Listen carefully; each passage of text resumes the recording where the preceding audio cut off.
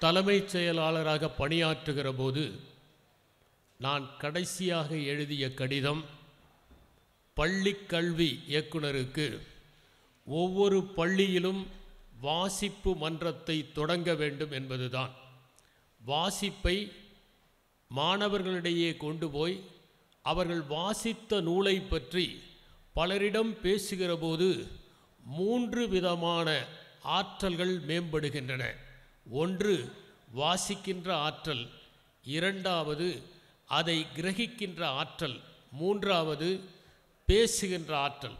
இந்த 3 ஆற்றல்களையும் வளர்ப்பதற்கு ஒவ்வொரு பள்ளியிலும் வாசிப்பு மன்றம் அமைக்க வேண்டும் என்கிற அந்த வேண்டுகோளை நான் பள்ளிக் கல்வி இயக்குனருக்கு ஒரு கடிதமாக எழுதியிருந்தேன்.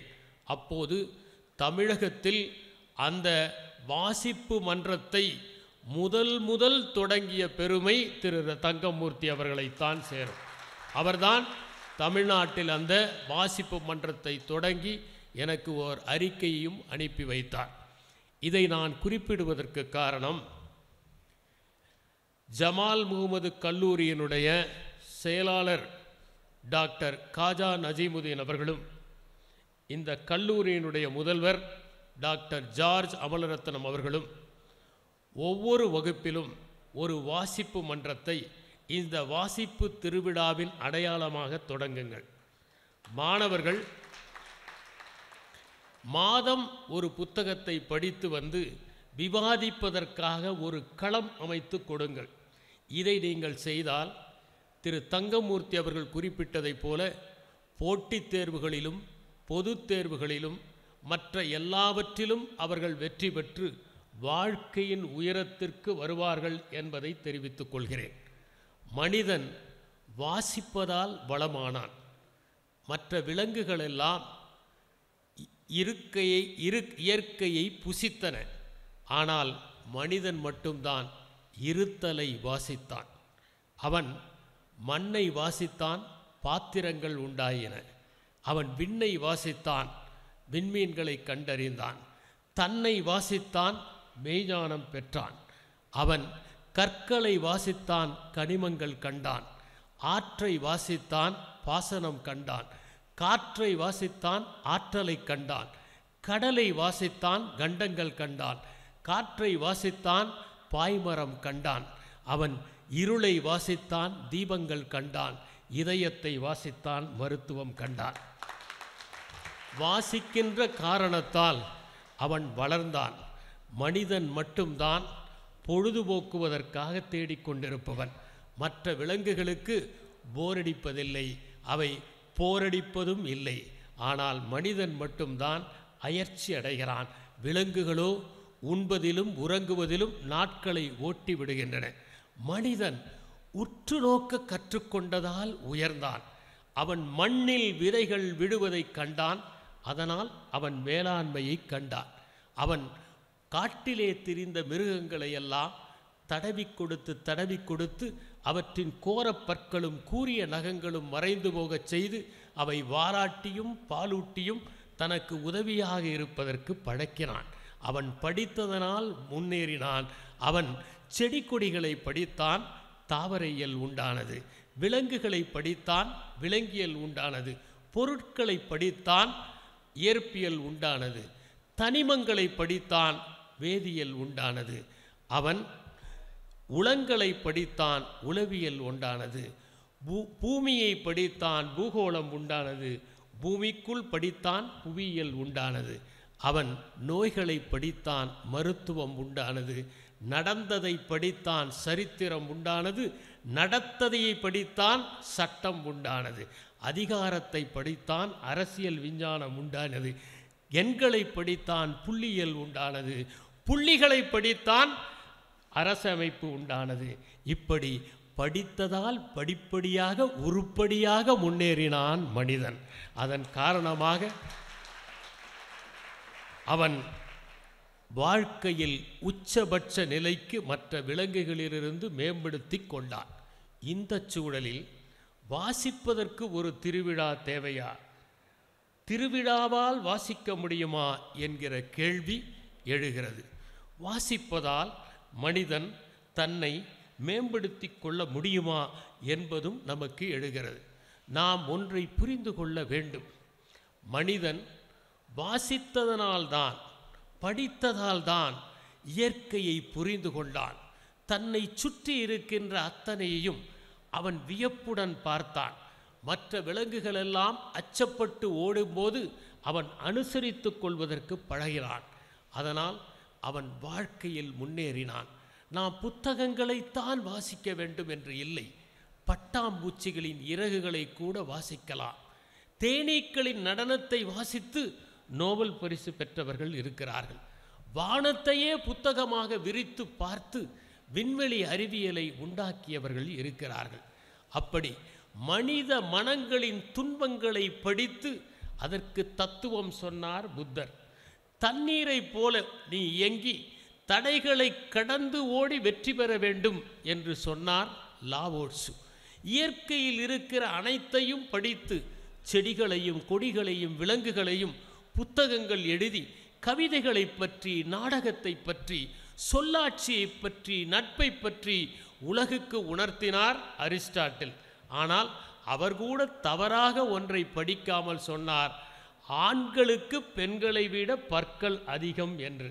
அவர் திருமதி அரிஸ்டாட்டிலின் வாயை திறந்து எண்ணி பார்த்திருந்தால் அவர் சொன்னது தவறு என்று தெரிந்திருக்கும். அதை படிக்காமல் விட்டுவிட்டார். தன்னுடைய கேள்விகளின் காரணமாக மனித சமுதாயத்தை உலுக்குகிற வினாக்களை தொடுத்து உண்மையை உணர வைக்க முயற்சி செய்தார் சாக்ரட்டிஸ். எந்த பல்கலைக்கழகத்திலுமே படிக்காமல் மனிதனுடைய செம்மாந்த வாழ்க்கையை மட்டும் வடிவமைப்பதற்கு அறமும் பொருளும் இன்பமும் எப்படி அமைய வேண்டும் என்பதை சொல்லி உலகிற்கு இன்னும் வழிகாட்டுபவராக இருக்கிறார் திருவள்ளுவர்.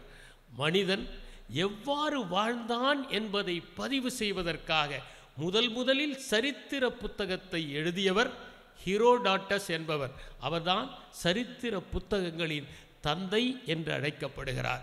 மனிதனுடைய நடத்தையை சீரமைக்க வேண்டும் என்கிற காரணத்திற்காக முதலில் சட்டங்களை வடிவமைத்து கிரேக்கத்திற்கு கொடுத்த மாபெரும் ஞானி சோலோன் என்பவர்.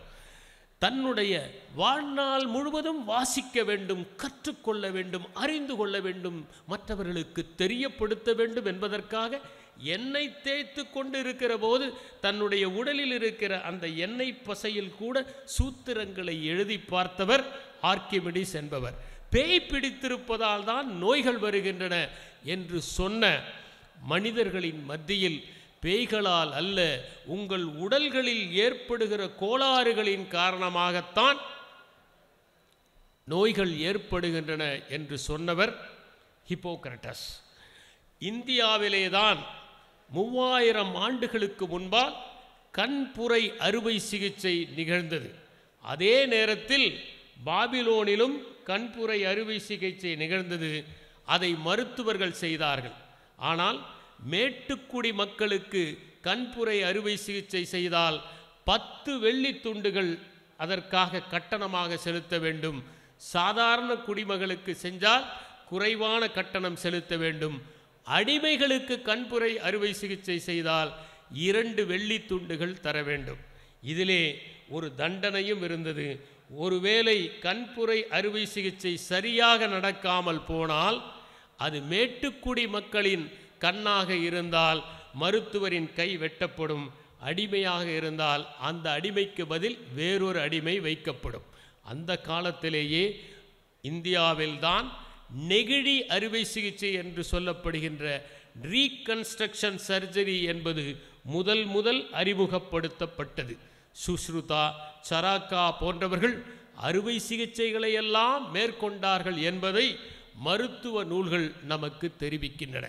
இந்த உலகத்தில் எண்ணற்றவற்றை படித்ததனால் கண்டுபிடித்து மானுடத்திற்கு கொடுத்து கொண்டே இருந்தவர்கள் இருந்தார்கள். இரத்த ஓட்டம் உடலிலே நடக்கிறது என்பதை முதலாக சொன்னவர் வில்லியம் ஹார்வி. பூமி மட்டுமல்ல, இன்னும் சில கிரகங்களும் இருக்கின்றன என்று சொன்னவர் ப்ரூனோ. விண்வெளியை ஆராய்ந்து இந்த பூமி உலகத்தின் மையம் அல்ல என்று சொன்னவர் கோப்பர்னிக்கஸ். அதை வழிமொழிந்தவர் கலீலியோ. செடிகளையும் கொடிகளையும் பார்த்து உலகம் முழுவதும் ஒரு பொது பெயர் இருக்க வேண்டும் என்கின்ற தாவர பெயரை கொடுத்தவர் கரோலஸ் லின்னேயஸ் என்கிற ஒரு மாபெரும் அறிஞர். அவர் செடிகளை பார்த்து பார்த்து பதிவு செய்ததால் இன்று நாம் தாவரவியலிலே மிகப்பெரிய ஆராய்ச்சிகளை செய்ய முடிகிறது. இந்த உலகத்தில் எப்படி பார்க்கிறோம், எப்படி வாசிக்கிறோம் என்பது முக்கியம். ஒரு ஆப்பிள் கீழே விழுந்தால் அதை பிடிக்கலாமா என்று யோசிப்பவர்கள் மத்தியில் ஏன் விழுகிறது என்று யோசித்ததால் தான் புவியீர்ப்பு விசையை உலகத்திற்கு அளித்தார் நியூட்டன் என்கின்ற அந்த மாபெரும் மனிதர். இந்த உலகம் முழுவதும் ஒரு குடை கீழ் வர வேண்டும், நாம் அனைவரும் சகோதரர்களாக திகழ வேண்டும் என்கின்ற அற்புதமான ஒரு குரலை முதல் முன்வைத்தவர் ஒரு தமிழ் குடிமகன் கணியன் பூங்கொன்றனார் என்பதை வாசிக்கின்றோம். இப்படி தொடர்ந்து வாசித்த காரணத்தால் இந்த உலகத்திற்கு எண்ணற்ற கருத்துக்களை தந்து, கருத்தாக்கங்களை தந்து, கண்டுபிடிப்புகளை தந்து நாம் இன்று வாழ்கிற வாழ்க்கையை வெளிச்சத்தில் நிகழுமாறு செய்த மகத்தான மேதைகள் இருக்கிறார்கள். அவர்கள் என்ன செய்தார்களோ அதை வாசித்து நாம் இந்த உலகத்திற்கு ஏதாவது பங்கு செய்ய முடியுமா என்பதுதான் வாசிப்பு திருவிழாவின் நோக்கம். இப்போது படித்தவர்களெல்லாம் சாதித்து விட்டார்களா? படித்தவர்கள் குற்றம் செய்யவில்லையா? வாசித்தவர்கள் ஒழுங்காக நடக்கிறார்களா? வெள்ளை கழுத்துப்பட்டை குற்றங்களெல்லாம் இன்று அதிகம் படித்தவர்கள் தானே நிகழ்த்துகிறார்கள். அதுவும் வருமான வரி அலுவலகத்திலிருந்து அலைபேசியிலே பேசுவதைப் போல வங்கி கணக்கில் இருப்பவற்றையெல்லாம் எடுத்து விடுகிறார்களே என்றெல்லாம் சிலர் வாசிப்பை பற்றியும் படிப்பதை பற்றியும் குற்றச்சாட்டுகளை கூறுவதை நாம் பார்க்கிறோம். அதில் சிறிது உண்மை இருக்கத்தான் செய்கிறது. ஏனென்றால் அறிவுக்காக படிக்கிற போது அது ஆபத்துகளை விளைவிக்கத்தான் செய்யும். தங்கமூர்த்தி அவர்கள் சொன்னதைப் போல உள்ளுக்குள் ஒரு வெளிச்சத்தை தேடுவதற்காக படிக்கிற போதுதான் நாம் மேம்பாடு அடைவோம். அதனால்தான் ஆல்பர்ட் ஐன்ஸ்டீன் தன்னுடைய சார்பியல் தத்துவம் அணுகுண்டு தயாரிப்பதற்கு பயன்பட போகிறது என்று கேள்விப்பட்டவுடன் முதலில் கொந்தளித்தார். அவருடைய தத்துவம் அதற்கு பயன்படும் என்பதை அவரால் நம்ப முடியவே இல்லை.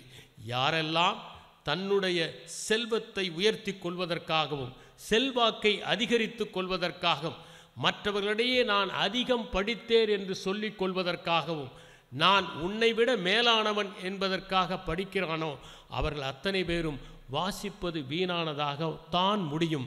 ஆனால் இப்படிப்பட்டவர்கள் இந்த உலகத்தில் சொற்பமாக இருக்கிறார்கள் என்பதால் தான் நாம் நிம்மதியாக இருக்கிறோம் என்பதை எண்ணி பார்க்க வேண்டும். மனிதன் தொடக்கத்தில் எப்படி வாழ்ந்திருப்பான் என்பதை சிறிது சிந்தித்து பாருங்கள். அவன் காடுகளில் வெளிச்சத்தை கண்டுபிடிப்பதற்கு முன்பு, தீயை கண்டுபிடிப்பதற்கு முன்பு இருட்டிலே எப்படி படுத்திருப்பான், தூங்கியிருப்பான் என்பதை யோசித்து பாருங்கள். அவன் சமைக்க தொடங்குவதற்கு முன் எப்படி உணவை உண்டிருப்பான் என்பதை எண்ணி பாருங்கள். அவனுக்கு மருந்துகளை பற்றி தெரிவதற்கு முன்னால் அவன் காயங்கள் எப்படி குணமாகி இருக்கும் என்று யோசித்து பாருங்கள். இவற்றையெல்லாம் மனிதன் படிப்படியாக அறிந்ததனால்தான் இன்று நாம் கற்காலத்திலிருந்து தற்காலத்திற்கு வந்திருக்கின்றோம். இதிலே முக்கியமான ஒன்றை நாம் நினைவிலே வைத்து கொள்ள வேண்டும். யாரெல்லாம் அறிவை வலுப்படுத்துவதற்காக மட்டும் படிக்கிறார்களோ அவர்களால் இந்த உலகம் பயன்பெறப் போவது இல்லை. மூளையை மட்டும் வலுப்படுத்துவதற்காக படிக்கிறவர்களை விட இதயத்தை வலிமைப்படுத்துவதற்காக யாரெல்லாம் படிக்கிறார்களோ அவர்களால் தான் இந்த உலகம் பெருமை பெறும் என்பதை உணர்ந்து கொள்ள வேண்டும். நான் சொன்ன மாபெரும் மனிதர்கள் அத்தனை பேரும் இந்த உலகத்தில் தங்க தாம்பாளத்தில் வைத்து தாங்கப்படவில்லை. மாறாக அவர்களில் சிலர் கொடுமைகளுக்கு ஆனார்கள்.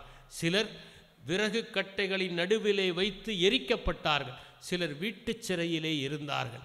சிலரோ இந்த உலகத்தால் பழித்து தூற்றப்பட்டார்கள். ஆனால் அவற்றையெல்லாம் பொருட்படுத்தாமல் இரவு பகலாக அவர்கள் உழைத்த காரணத்தினால்தான் இன்று நாம் விஞ்ஞான முன்னேற்றங்களை கண்டிருக்கிறோம். அவர்கள் வாசித்ததால், உழைத்ததால், ஆய்வுகள் மேற்கொண்டதால் இந்த நிலைமையை நாம் அடைந்திருக்கிறோம்.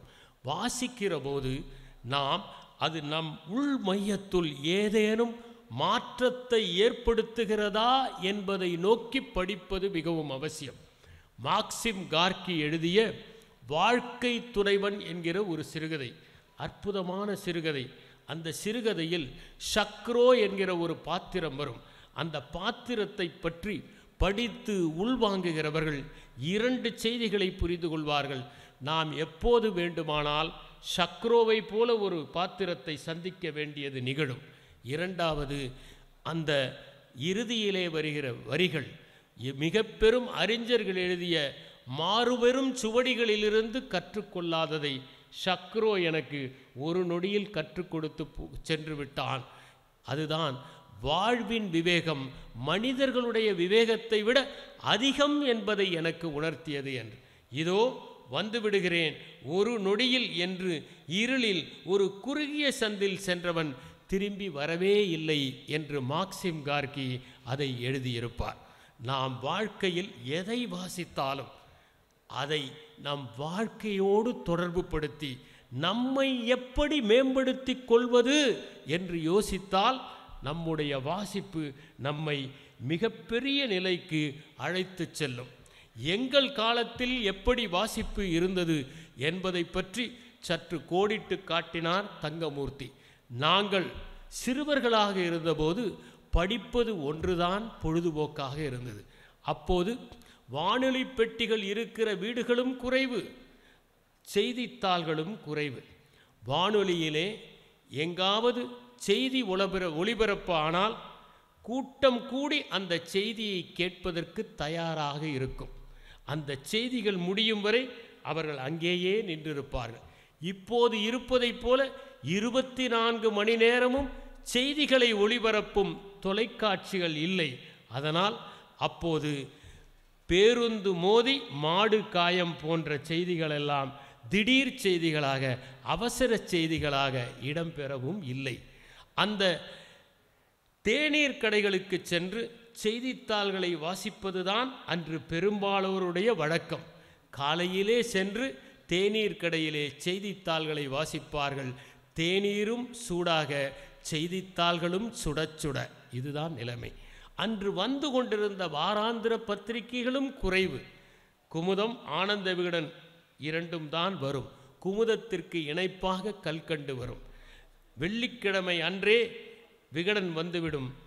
சனிக்கிழமை அன்று மதியம் குமுதம் வருகிற போது வாங்கி கொண்டு போகிற வழியிலேயே அதை விரித்து வாசித்து கொண்டு போகிறவர்கள் கூட உண்டு. அது மட்டுமல்ல, வருகிற தொடர்கதைகளையெல்லாம் படித்து அதை திண்ணையிலே அமர்ந்து அதை விவாதிக்கின்ற பெண்மணிகள் உண்டு.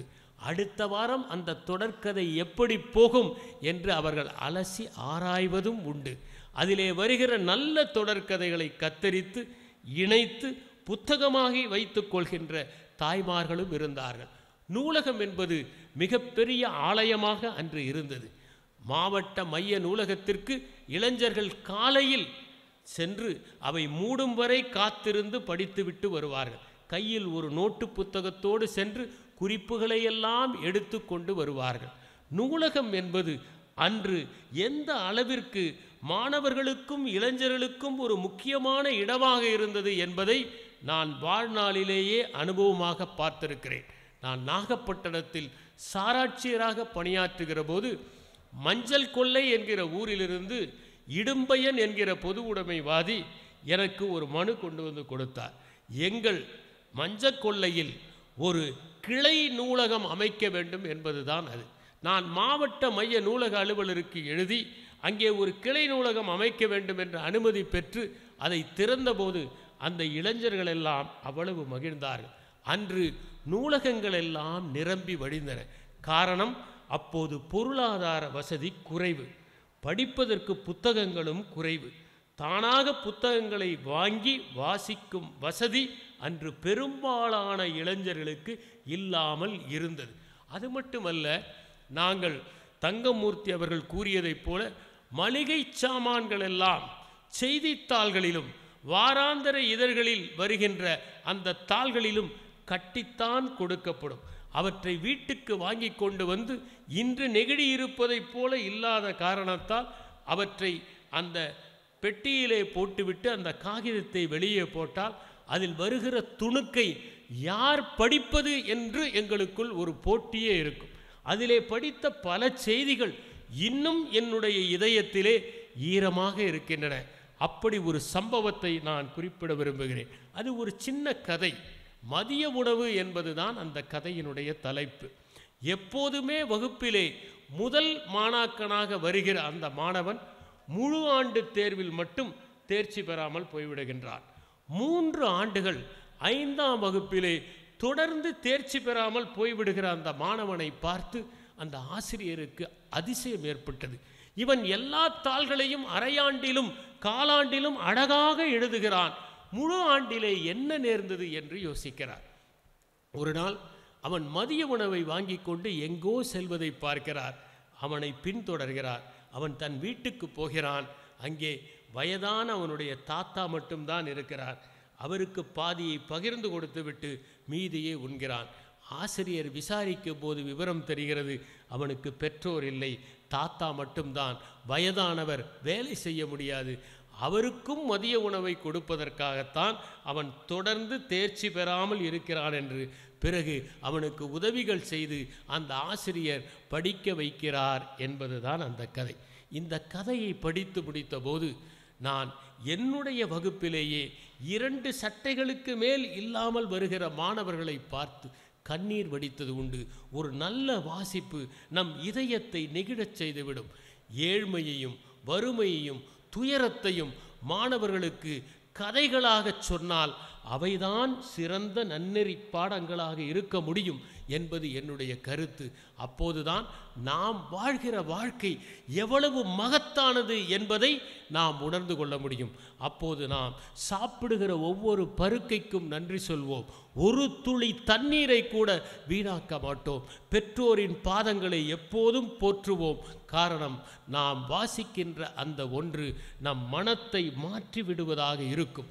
அப்போது நம்முடைய கண்களில் கருணை நிரம்பி வழியும், இதயத்தில் அன்பு பொங்கும், இரக்கம் ஊற்றெடுத்து பாயும். அந்த நிலைமையை ஏற்படுத்துவதற்கு வாசிப்பு நமக்கு வெகு வெகு துணையாக இருக்கும். 1990 வரை பல நாவல்கள் திரைப்படங்களாக இடம்பெற்றிருப்பதை நாம் பார்க்க முடிந்தது.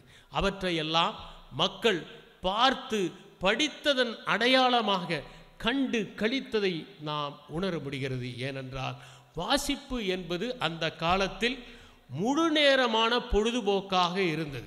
காலாண்டு விடுமுறைகளிலும் அரையாண்டு விடுமுறைகளிலும் எங்களுக்கு பொழுதுபோக்குவதற்கு என்று ஒன்றே ஒன்றுதான் இருந்தது, அது புத்தகங்கள் தான்.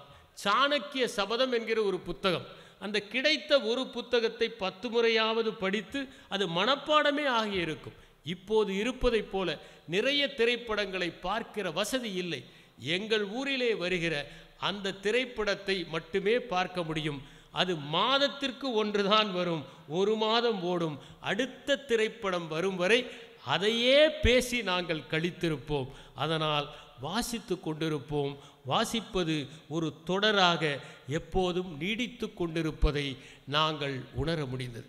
இந்த வாசிப்பு எங்களுக்குள் என்ன மாற்றத்தை ஏற்படுத்தியது என்பதையும் அது உங்களுக்குள் எப்படிப்பட்ட மாற்றத்தை ஏற்படுத்தக்கூடியது என்பதையும் நான் உங்களுக்கு தெளிவுபடுத்த விரும்புகிறேன்.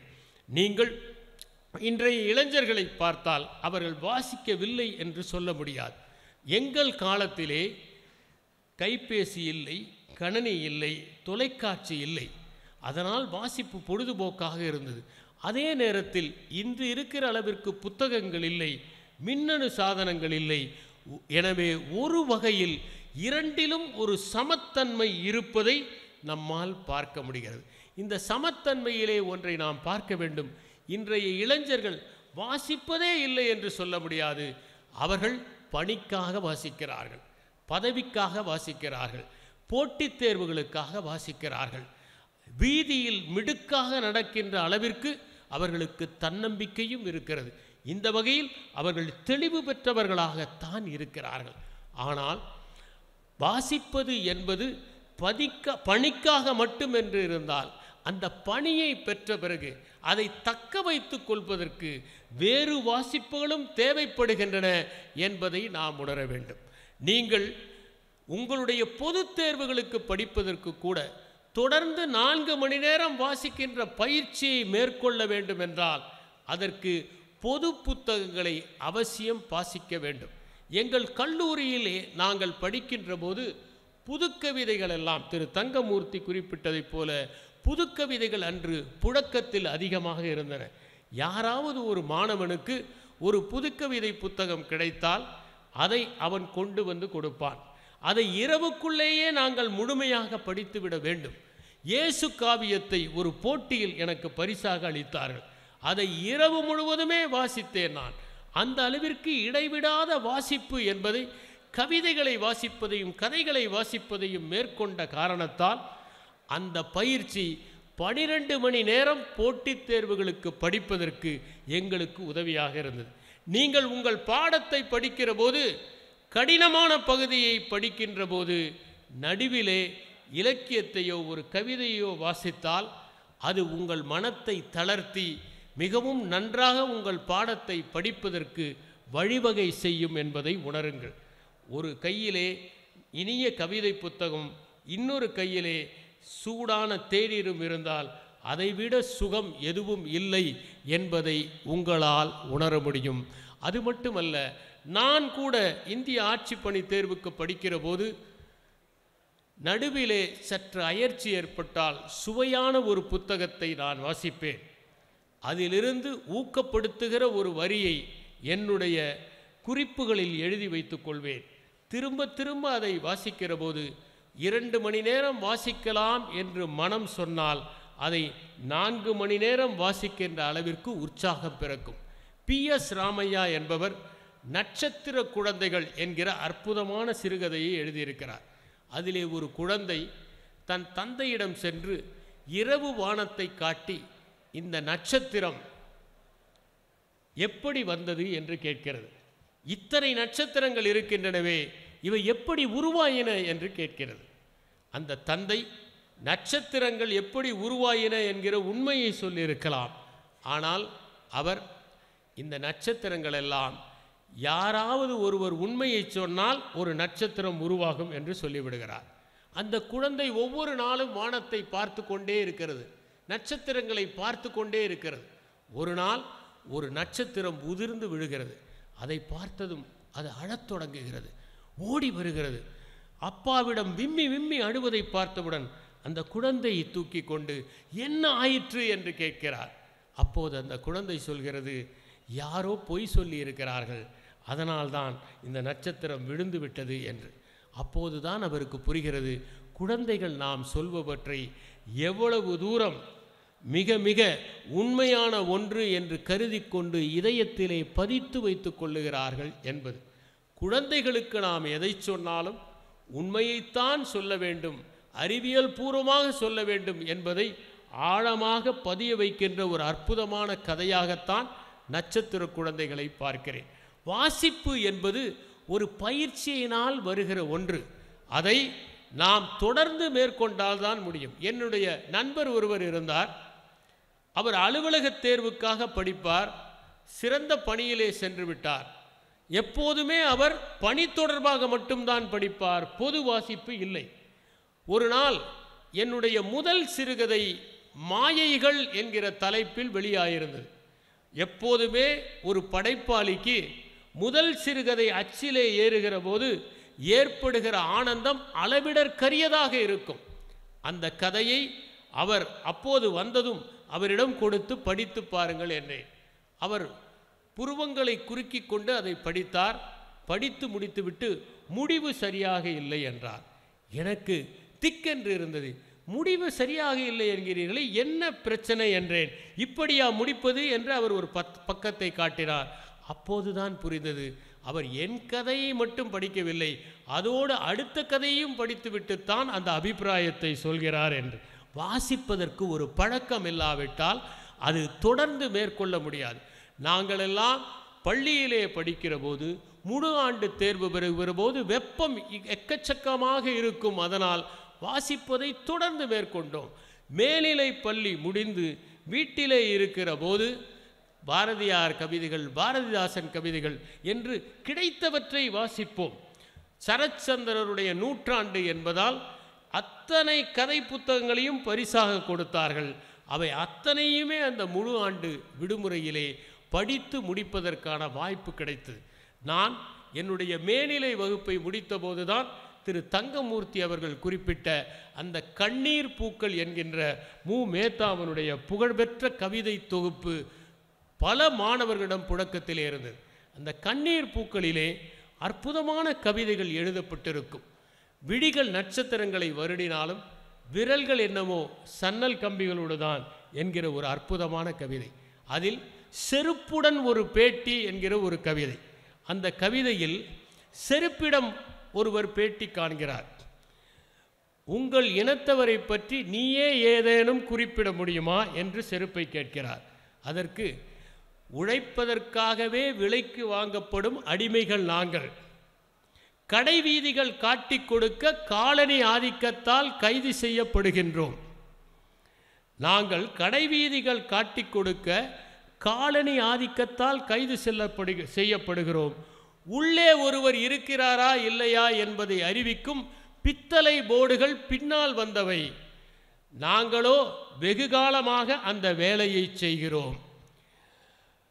காலடியில் மிதிப்பட்டு காலமெல்லாம் உழைத்தாலும் வாசல் அருகே வாசம் புரிகிறோம்.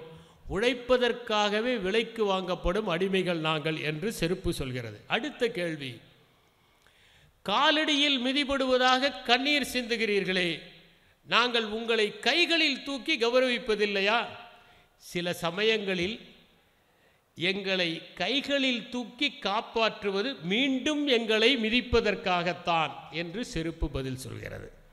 அடுத்ததாக ஒரு கேள்வி, சரி நீங்கள் உங்கள் குறைகளையெல்லாம் கூடி பேசலாமே என்கிறார். அதற்கு செருப்பு சொல்கிறது, எவ்வித முன்னறிவிப்பின்றி எங்கள் கூட்டத்தை கூட நீங்களே கூட்டிவிட்டு தீர்மானம் நிறைவேறுவதற்கு முன்னால் திடீரென கலைத்து விடுகிறீர்களே. உங்கள் கூட்டம் கூடுகிற போது பார்வையாளர்கள் யாராவது பங்கேற்பதுண்டா? கோயில் வாசலில் வைபவ நெரிசலில் கண்ணிமை கடியாத எங்கள் புதியவர்களை சில கொள்ளைக்காரர்கள் நோட்டம் போடுவது உண்டு. அடுத்தது செருப்பை கேட்கிறார், உங்களுக்கென்று தத்துவ பார்வை உண்டா? சருகுகளை மிதிக்கிற போது சப்திக்கின்ற நாங்கள் மலர்களை மிதிக்கிற போது மௌனம் சாதிக்கின்றோம் என்று அந்த செருப்பு சொல்கிறார். அவர் அடுத்தது செருப்பை கேட்கிறார், நீங்கள் வாங்கிய புதிதில் கடிக்கும் வழக்கம் எதற்காக? வாங்கிய புதிதில் கடிக்கிற வழக்கம் எதற்காக என்று கேட்கிறார். செருப்பு சொல்கிறது, எங்களுக்கும் ரோஷம் உண்டு என்பதை காட்டிக்கொள்வதற்காகவே ஆரம்பத்தில் கொஞ்சம் கடித்து பார்க்கிறோம். தொடர்ந்து போராட தோல் வலிமை இல்லாததால் பாதம் படப்பட பணிந்து போகிறோம் என்று. திடீரென நடுவீதியில் அருந்து திண்டாட வைக்கிறீர்களே. நாங்கள் ஒத்துழையாமை இயக்கம் நடத்தும் போதுதான் தெருவோர தொழிலாளியின் வாழ்க்கையில் ஒரு வழி பிறக்கிறது, வயிற்றுப்பாட்டுக்கு வழி பிறக்கிறது என்கிறது. அடுத்த கேள்வி, பழசானது என காரணம் காட்டி உங்களை ஒதுக்கி விடும்போது உங்களில் ஒதுங்கியவர்கள் எங்களை உபயோகப்படுத்திக் கொள்கிறார்கள். இறுதியாக ஒரு கேள்வி, வாழ்க்கையில் ஏதும் இனிமையான நினைவுகள்? நாணத்தால் கவிழும் தாமரை கண்கள் உங்கள் முகங்களை பார்ப்பதற்கு முன்னால் எங்களைத்தான் பார்க்கின்றன என்று செருப்பு சொல்கிறது. இது நாங்கள் மேல்நிலை வகுப்பிலே படித்த ஒரு கவிதை. ஆனால் இந்த கவிதையில் செருப்பு ஒரு குறியீடு. இது யாரெல்லாம் சமூகத்தில் புறக்கணிக்கப்படுகிறார்களோ, ஒடுக்கப்படுகிறார்களோ, அவர்கள் அத்தனை பேரையும் குறிக்கக்கூடியதாக இருந்தது. இந்த கவிதை என்னுடைய மனத்தில் மிகப்பெரிய தாக்கத்தை ஏற்படுத்தியது. நான் நிர்வாகத்திலே பணியாற்றுகிற போதெல்லாம் எங்கு ஒடுக்கப்பட்ட மக்கள் தங்கள் உரிமைக்காக போராடுகிறார்களோ, அல்லது எங்கே மக்கள் தங்களுடைய குறைகளை தீர்ப்பதற்காக வருகிறார்களோ, அப்போது இந்த கவிதை என்னுடைய நினைவிலே ஆடும். நான் பணியிலே சேர்ந்த பிறகு சில புத்தகங்களை படித்ததுண்டு. இங்கே திரு தங்கமூர்த்தி அவர்கள் குறிப்பிட்டதைப் போல கலீல் கிப்ரானுடைய தீர்க்கதரிசி எந்த பணியை செய்தாலும் அதை நேர்த்தியாக செய்ய வேண்டும் என்று எனக்கு கற்றுக் கொடுத்தது. ரிச்சர்ட் பேக்கனுடைய ஜொனாதன் லிவிங்ஸ்டன் சீகல் என்பது வாழ்க்கை ஒன்றும் உண்பதற்காகவும் உறங்குவதற்காகவும் அல்ல, அதை தாண்டி வானவீதியிலே பறப்பதற்காக என்பதை கற்றுக் கொடுத்தது. அதை போலவே எண்ணற்ற நூல்கள் வாசிக்க வாசிக்க நமக்கு பல சாளரங்களை விரித்து கொடுப்பதாக அமைந்திருந்தன. வாசிப்பது என்பது முக்கியம் என்பதை உணர்ந்த நாம் எதை வாசிப்பது என்பதை பார்க்க வேண்டும். மின்னணு புத்தகங்களை வாசிக்கிற போது நம் கண்களில் ஓர் அயர்ச்சி ஏற்படுகிறது. ஆனால் புத்தகங்களை வாசிக்கிற போது தொடர்ந்து நம் இமைகளை நாம் சிமிட்டி கொண்டே இருப்பதால் ஒரு திரவம் சுரக்கிற காரணத்தால் நம் விழிகள் அயர்ச்சி அடையாமல் இருக்கின்றன. இன்று பலர் மின்னணு சாதனங்களிலிருந்து சில குறிப்புகளை மட்டும் எடுத்துக்கொண்டு தேர்வுகளை எழுதுவதற்கும் அல்லது அதை பற்றிய அறிவை பெறுவதற்கும் பயன்படுத்தி கொள்கிறார்கள். இது சாப்பாட்டை விட்டுவிட்டு சத்து மாத்திரைகளை மட்டும் சாப்பிட்டு உயிர் வாழலாம் என்பதைப் போல வாசிப்பது என்று முடிவெடுத்தால் எதை வாசிப்பது என்கிற கேள்வி எழுகிறது. முதலில் நாம் வாசிக்க வேண்டியது செய்தித்தாள்களைத்தான். வாசிப்பை நாம் செய்தித்தாள்களிலிருந்து தான் தொடங்க வேண்டும். என்னுடைய நண்பர் ஒருவர் செய்தித்தாளை புரட்டுகிற போது முதலில் பார்ப்பது இறந்தவர்கள் யார் என்றுதான். ஒரு நாள் நான் அவரிடம் கேட்டேன், ஏன் இதை பார்க்கிறீர்கள் என்று. இதில் என் பெயர் வந்திருக்கிறதா என்று பார்ப்பதற்காக தான் தினமும் இதை பார்க்கிறேன் என்று சொன்னார். மேல்நாட்டிலே ஒரு அறிஞர் தன்னுடைய பெயர் இறந்தவர்கள் பட்டியலில் வந்ததை பார்த்து அந்த பத்திரிகைக்கு சந்தா செலுத்துவதையே நிறுத்திவிட்டார் என்பதை பார்த்திருக்கிறோம். இதிலே தவறான செய்திகளில் கூட நன்மை உண்டு. நாம் நோபலை பற்றி கேள்விப்பட்டிருக்கிறோம். அந்த நோபல் உயிரோடு இருக்கிற போதே இறந்து போனதாக ஒரு தகவல் வந்துவிட்டது. அதை அந்த வீட்டு வேலைக்காரி படித்துவிட்டு தான் நோபல் வீட்டில்தான் வேலை செய்கிறோம் என்று தெரியாமல் வெடிமருந்தை கண்டுபிடித்த அந்த பாவி செத்தான், மிக மகிழ்ச்சி என்று சொல்வதை நோபல் கேட்டுவிட்டார். அதற்கு பிறகு இந்த உலகத்தில் தான் வெடிமருந்து கண்டுபிடித்தவராக அடையாளப்படுத்தப்படக்கூடாது என்பதற்காகத்தான் நோபல் பரிசு என்கின்ற ஒன்றை தொடங்கி அதை அவர் உலகத்தில் சிறந்த அறிஞர்களுக்கு கொடுப்பதற்காக நிறுவினார் என்பது வரலாறு. செய்தித்தாள்களை ஏன் வாசிக்க வேண்டும் என்றால், அன்றாடம் நம்மை சுற்றி நடக்கின்ற நிகழ்வுகளை எல்லாம் நாம் தெரிந்து கொள்ள வேண்டும். விஞ்ஞானத்திலே என்ன மாற்றம், பொருளாதாரத்திலே என்ன மாறுதல்கள், அரசியலிலே என்னென்ன மாற்றங்கள் ஏற்பட்டு கொண்டிருக்கின்றன என்கிற தகவல்களிலிருந்து தட்பவெப்பநிலையின் மாற்றம் வரை, பருவநிலையின் மாற்றம் வரை நாம் தெரிந்து கொள்வதற்கும், அறிவார்ந்த ஞானிகளுடைய கட்டுரைகளை படிப்பதற்கும், வரலாறு சந்தித்த நிகழ்வுகளை வாசிப்பதற்கும் செய்தித்தாள்களை வாசிப்பது மிகவும் அவசியம். செய்தித்தாளை வாசிப்பது என்று சொன்னால் முதலில் ஒரு சிறந்த செய்தித்தாளை நாம் தேர்ந்தெடுக்க வேண்டும். எந்த செய்தித்தாளில் அனைத்தும் அறிவுபூர்வமாக அணுகப்படுகின்றனவோ அந்த செய்தித்தாளைத்தான் நாம் வாசிப்பதற்கு தேர்ந்தெடுக்க வேண்டும். செய்தித்தாளை வாசிக்கின்ற போது எவ்வளவு மணி நேரம் வாசிக்க வேண்டும் என்று போட்டித் தேர்வுக்கு தயாரிக்கின்ற மாணவர்கள் என்னிடம் கேட்பதுண்டு. நான் அவர்களுக்கு சொல்கிற ஒரே ஒரு விடை, நீங்கள் போட்டித் தேர்வுக்காக படிப்பதாக இருந்தால் 1 மணி நேரம் வாசிக்க வேண்டும். வெறுமனே வாசிக்காதீர்கள். அருகிலேயே ஒரு நோட்டு புத்தகத்தை வைத்து கொள்ளுங்கள். புதிய சொற்களை பார்த்தால் அவற்றை குறித்து கொண்டு அகராதியில் என்ன பொருள் என்பதையும் எழுதி வைத்து கொள்ளுங்கள். புதிய தகவல்களை நீங்கள் பதிவு செய்து கொள்ளுங்கள். அது மட்டுமல்ல, முக்கியமான கட்டுரைகளை நீங்கள் கத்தரித்து பத்திரப்படுத்துங்கள். தலையங்கங்களை ஆழமாக படியுங்கள். அவற்றையும் தேவைப்படுகிற போது கத்தரித்து வைத்துக் கொள்ளுங்கள். ஒரு செய்தித்தாளை 1 மணி நேரம் படித்தால்தான் அது நமக்குள் மாற்றங்களை ஏற்படுத்தும். செய்தித்தாளை நீங்கள் வாசித்தால் முதலாவதாக உங்களுடைய பொது அறிவு மேம்படும், இரண்டாவதாக உங்களுடைய மொழி ஆற்றல் அதிகரிக்கும், மூன்றாவதாக நீங்கள் பேசுகிற தன்னம்பிக்கை மேலிடும், நான்காவதாக நீங்கள் எழுதுகிற போது சரளமாக எழுதுவதற்கும் அழகாக எழுதுவதற்கும் சரியான சொற்களை பயன்படுத்துவதற்கும் கற்றுக்கொள்வீர்கள். ஒரு செய்தித்தாளில் எவற்றை வாசிக்க வேண்டும் என்றால், முதலாவதாக முன்பக்கத்தில் ஒரு வரி விடாமல் வாசிக்க வேண்டும், முதல் பக்கத்தை. இரண்டாவதாக தலைப்புச் செய்திகளை வாசிக்க வேண்டும். மூன்றாவதாக சர்வதேச செய்திகளை வாசிக்க வேண்டும். நான்காவதாக தேசிய அளவில் இருக்கிற செய்திகளை வாசிக்க வேண்டும். ஐந்தாவதாக அந்த தலையங்கத்தை வாசிக்க வேண்டும். ஆறாவதாக நடுப்பக்க கட்டுரைகளை வாசிக்க வேண்டும். அப்படி வாசிக்கிற போது கத்தரித்து வைத்தவற்றை வாரம் ஒரு முறை நீங்கள் திருப்புதலும் செய்ய வேண்டும். அப்போதுதான் அது உங்கள் வாழ்க்கையை வசப்படுத்துவதாக இருக்கும். எனக்கு ஒரு சம்பவம் நினைக்க இருக்கிறது. 3 பேர் ஒரு குற்றத்தை செய்து விட்டார்கள். அவர்களை ஒரு அறையிலே அடைத்து வைக்க வேண்டும் என்று தண்டனை வழங்கப்படுகிறது. அவர்களிடம் கேட்கப்படுகிறது, உங்களுக்கு என்ன வேண்டும் என்று கேட்கிறார்கள். அதிலே முதலாம் அவர் சொல்லுகிறார், எனக்கு 10,000 புத்தகங்கள் வேண்டும். 10 ஆண்டுகள் அடைக்கப் போகிறார்கள், 10,000 புத்தகங்கள் வேண்டும் என்கிறார். கொடுக்கப்படுகிறது. இரண்டாவது நபரிடம் கேட்கிறார்கள், உனக்கு என்ன வேண்டும்? எனக்கு ஒரு பெண்ணை திருமணம் செய்து கொடுக்க வேண்டும். கொடுத்து விட்டார்கள். மூன்றாம் அவரிடம் என்ன வேண்டும் என்று கேட்கிறார்கள். எனக்கு 10,000 சிகரெட் பெட்டிகள் வேண்டும் என்கிறார். கொடுத்து விட்டார்கள். அவர்களுக்கு தினமும் தேவையான உணவு மட்டும் கதவின் அடியிலே வழங்கப்படும். வேறு எதையும் அவர்கள் கேட்டு பெற முடியாது. 10 ஆண்டுகள் முடிந்தன. முதல் அறையை திறக்கிறார்கள். 10,000 புத்தகங்களை கேட்ட அந்த மனிதன் வழிந்து ஓடுகிற தாடியோடு, கண்களில் ஒரு வெளிச்சத்தோடு, ஒரு ஞானியைப் போல தன்னம்பிக்கையோடு அழகாக நடந்து வருகிறான். ஒரு பூ நடந்து போவதைப் போல அவனுடைய முதிர்ச்சியும் அழகும் இருக்கிறது. இரண்டாவது கதவை திறந்தார்கள். திருமணமானவன் அழகான 2 குழந்தைகளோடு திரும்பி வந்தான். மூன்றாவது அறையை திறந்தார்கள். அவன் வெளியே வரவே இல்லை. இவர்கள் உள்ளே போய் பார்த்தார்கள். அவன் தலையை மோதிக்கொண்டான். தீப்பெட்டி எங்கே, தீப்பெட்டி எங்கே என்று. ஏனென்றால் 10,000 சிகரெட் பெட்டிகளை கேட்டவன் தீப்பெட்டிகளை கேட்காததால் பயன்படுத்த முடியவில்லை என்பது ஒரு சம்பவம்.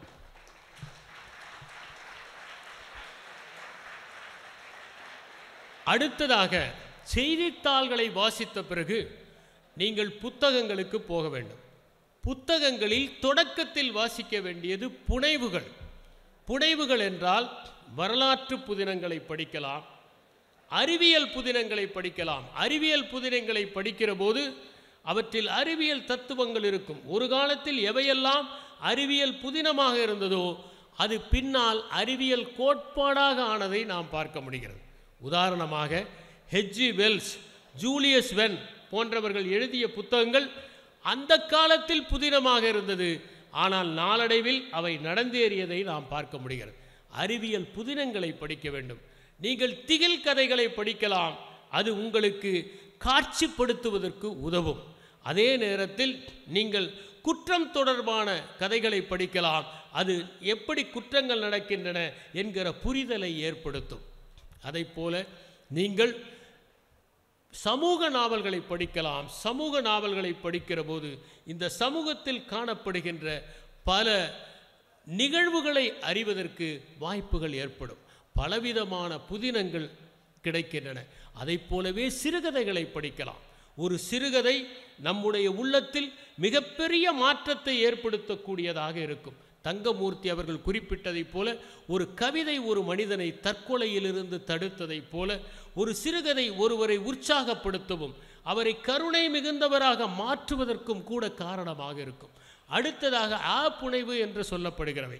அவை வரலாற்று நாவல்கள், வரலாற்று நூல்கள், வாழ்க்கை வரலாறுகள், சுயசரிதங்கள், நினைவலைகள், அறிவியல் நூல்கள், கட்டுரைகள், இலக்கிய கட்டுரைகள் என்று பலவிதமாக இருக்கின்றன. வாழ்க்கை வரலாற்றை படிக்கிற போது மிகப்பெரிய மனிதர்கள் எத்தகைய போராட்டங்களுக்கு பிறகு வெற்றியை சந்தித்தார்கள் என்பதை நீங்கள் அறிய முடியும். நீங்கள் சுயசரிதங்களை படிக்கிற போது மகத்தான மனிதர்களும் தடுமாறி இருக்கிறார்கள் என்பதை புரிந்து கொள்ள முடியும். அறிவியல் நூல்களை படிக்கிற போது உங்களை அறியாமல் உங்களுக்கு அறிவியல் மனப்பான்மை வரும். எதை எடுத்தாலும் ஆராய்ந்து பாய்க்கிற தன்மையும் கேள்வி கேட்கின்ற பக்குவமும் உங்களுக்குள் ஏற்படும். நீங்கள் சரித்திர நூல்களை படித்தால் மிகப்பெரிய மனிதர்களெல்லாம் எப்படிப்பட்ட தவறுகளால் வீழ்ச்சி அடைந்திருக்கிறார்கள் என்பதை புரிந்து கொள்ள முடியும். நீங்கள் கவிதைகளை வாசிக்கலாம். தங்கமூர்த்தி அவர்கள் குறிப்பிட்டதைப் போல நீங்கள் பாரதியாருடைய கவிதைகளை படித்தால் நாட்டுப்பற்று மேலிடும். பாரதிதாசனுடைய கவிதைகளை படித்தால் மொழி உணர்வு அதிகரிக்கும். நீங்கள் கம்பருடைய கவிதைகளை படித்தால் இயற்கை எழிலை எப்படி அணுகலாம் என்பது புரியும். நீங்கள் புகழேந்தியருடைய கவிதைகளை படித்தால் எப்படி வெண்பா என்பது மிக நேர்த்தியாக எழுதப்பட்டிருக்கிறது என்பதை காணலாம். ஷெல்லியினுடைய கவிதைகளை படித்தால் மனிதநேயத்தை புரிந்து கொள்ளலாம். நீங்கள் வேர்ட்ஸ்வர்த்தின் கவிதைகளை படித்தால் இயற்கையை எப்படி ஆராதிப்பது என்பதை தெரிந்து கொள்ளலாம். அதை போலத்தான் நீங்கள் செவ்வியல் நூல்களை வாசிக்கலாம். ஷேக்ஸ்பியருடைய நாடகங்களை படித்தால் ஒவ்வொரு பாத்திரமும் ஒவ்வொரு மாதிரி இருப்பதை புரிந்து கொள்ளலாம். 2 பாத்திரங்கள் ஒரே மாதிரி இருப்பதில்லை. கிரேக்கத்திலே இருக்கிற சோக நாடகங்களை படித்தால் அது சொஃபக்கல்ஸினுடைய நாடகங்களாக இருக்கலாம், ஈஸ்கலிஸினுடைய நாடகங்களாக இருக்கலாம், யூரிபிடஸினுடைய நாடகங்களாக இருக்கலாம். அவற்றையெல்லாம் வாசித்தால் எப்படிப்பட்ட இன்னல்களுக்கு மகத்தான மனிதர்கள் ஆளானார்கள் என்பதை படிக்க முடியும். இப்படி வாசிப்பதற்கு ஒரு முடிவே இல்லை. அப்துல் ரஹ்மான் அவர்கள் நூல்களை பற்றி அற்புதமான ஒரு கவிதையை எழுதியிருப்பார்.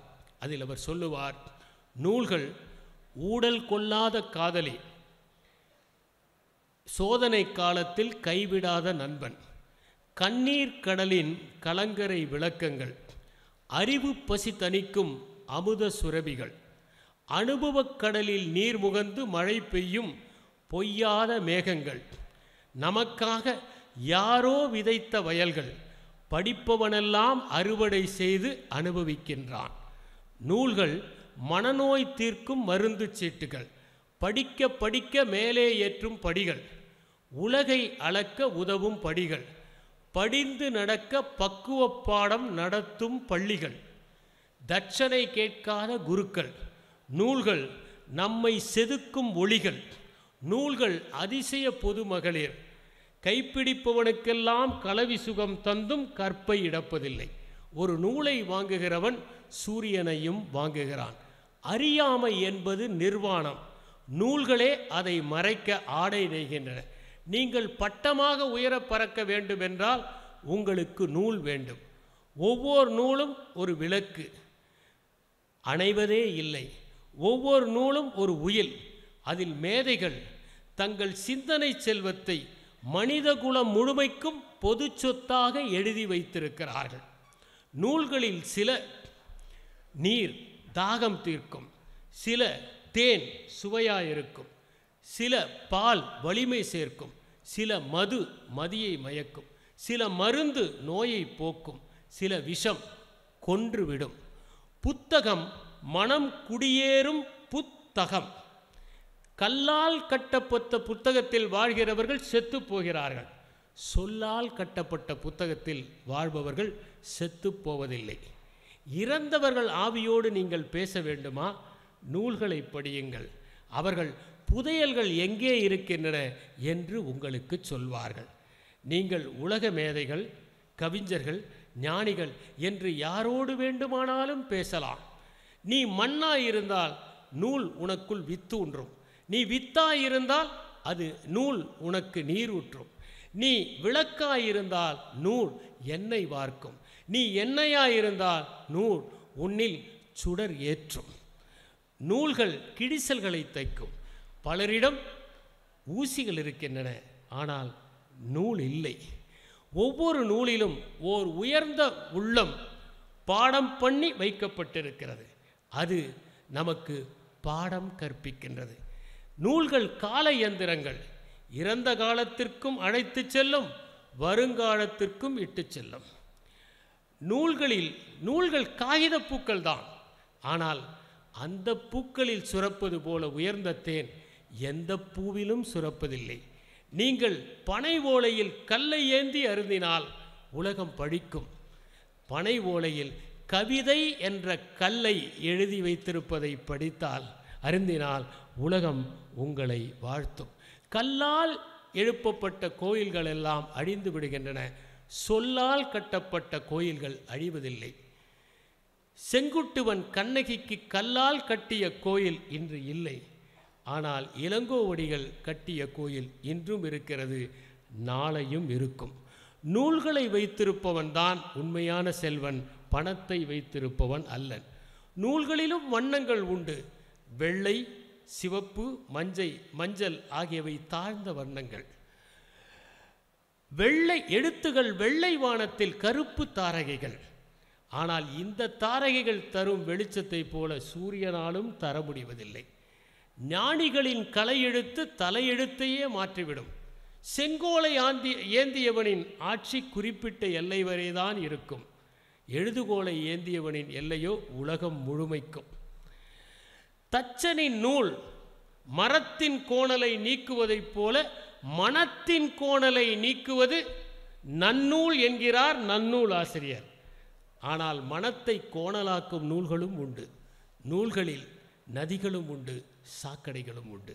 நூற்கடல் ஒரு பார்க்கடல், அதில் அமிர்தமும் உண்டு, ஆலகாலமும் உண்டு. வீடுகளில் பூஜை அறை இல்லாமல் இருக்கலாம், ஆனால் புத்தக அறை இல்லாமல் இருக்கக்கூடாது என்பது கவிக்கோ அப்துல் ரஹ்மானுடைய கவிதை. எனவே ஜமால் முகமது கல்லூரியில் படிக்கின்ற மாணவர்களாகிய நீங்கள் திரு தங்கமூர்த்தி அவர்கள் குறிப்பிட்டதைப் போல வாசிப்பதை தொடங்குங்கள். இந்த கல்லூரியில் நடக்கிற இந்த வாசிப்பு திருவிழா இவர்கள் படிப்பில் உயர்ந்து பணிகளில் சிறப்பதற்கு மட்டும் இந்த கல்லூரி வளாகத்தை பயன்படுத்தி கொள்ளாமல் வாசிப்பையும் நிகழ்த்தி பொது நூல்களையும் படித்து தங்கள் வாழ்க்கையை ஒரு மிகப்பெரிய கலங்கர விளக்கமாக மற்றவர்களுக்கு ஆக்கிக் கொள்ள வேண்டும் என்று கூறி இந்த நிகழ்ச்சியை ஏற்பாடு செய்த இந்த கல்லூரியின் தாளாளர், செயலாளர் மற்றும் முதல்வர் அவர்களுக்கும், இந்த அரங்கத்தில் மிக நேர்த்தியாக கூடி அறிவை பெறுவதற்கும் அதே நேரத்தில் அறிவை பயன்படுத்தாமல் இருப்பது கூட ஒரு குற்றம் என்பதை அறிவதற்கும் சேர்ந்திருக்கிற மாணவர்களுக்கும், இதை முன்னின்று நடத்திய இந்து தமிழ் திசை நாளிதழுக்கும் என்னுடைய வணக்கங்களையும் நன்றிகளையும் சொல்லி விடைபெறுகிறேன். வணக்கம்.